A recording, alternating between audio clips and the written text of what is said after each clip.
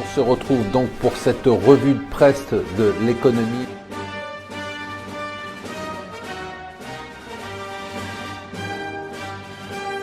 Bonjour et bienvenue sur Mon Financier pour la revue de presse de l'écho. Nous sommes le jeudi 23 février.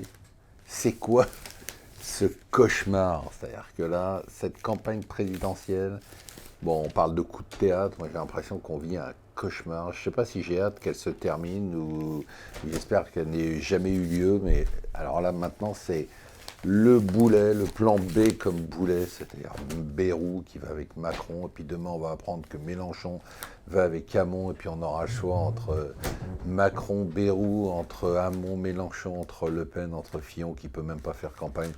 Tout ça c'est un cauchemar. Alors ce qui est intéressant c'est de voir comment réagissent les marchés. Parce que les marchés s'inquiètent dès qu'on a Le Pen. Et puis là, hier, sur l'annonce de ralliement de Bayrou à Macron, eh bien, les marchés français se sont détendus. Les investisseurs internationaux ont fait baisser les taux français. Ils ont même fait monter un petit peu le CAC. Enfin, c'était assez étonnant. Hier, ce qui était aussi étonnant, c'est qu'avant cette annonce, justement, Macron-Bayrou, on a eu les taux allemands qui ont été un record de baisse. Alors tenez-vous bien quand même, parce que je crois qu'il faut essayer de comprendre ce qui est en train de se passer. Donc l'Allemagne est devenue la valeur refuge absolue. Les investisseurs internationaux qui ont des craintes notamment sur la France investissent leur euro en Allemagne. Alors tenez-vous bien, les taux à 2 ans allemands sont à moins 0,92%.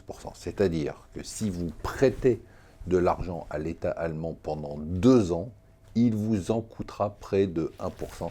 C'est quand même complètement dingue, c'est-à-dire malgré la reprise économique en Allemagne, malgré tout ça, pour l'instant, les taux d'intérêt allemands restent ultra négatifs. Par contre, aux États-Unis, nous dit Wall Street Journal, il y a eu le rapport de la réunion de la Fed, ça va monter, ça va bien monter, ça va monter plus fort que prévu. Certains membres de la Fed sont pour qu'on agisse très très vite et très fort.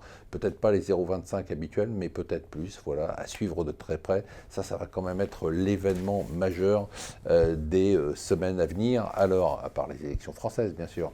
Alors, une bonne nouvelle quand même, c'est dans les échos, c'est la fraude sociale qui représente quand même 1,5 milliard d'euros au moins par an qui aurait un peu diminué.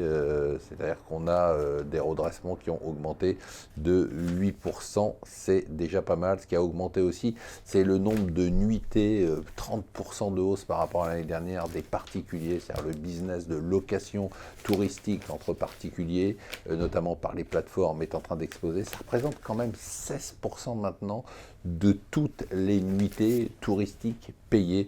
Et enfin, voilà comment on va attirer, nous dit le Financial Times, les milliers de financiers anglais qui vont se ruer sur la France après le Brexit. On va construire 7 nouvelles tours à la Défense. Avec ça, c'est gagné. Paris, ça va devenir la City. Voilà, j'espère que vous avez plus le moral que moi sur ces élections. Je vous souhaite une bonne journée et voilà.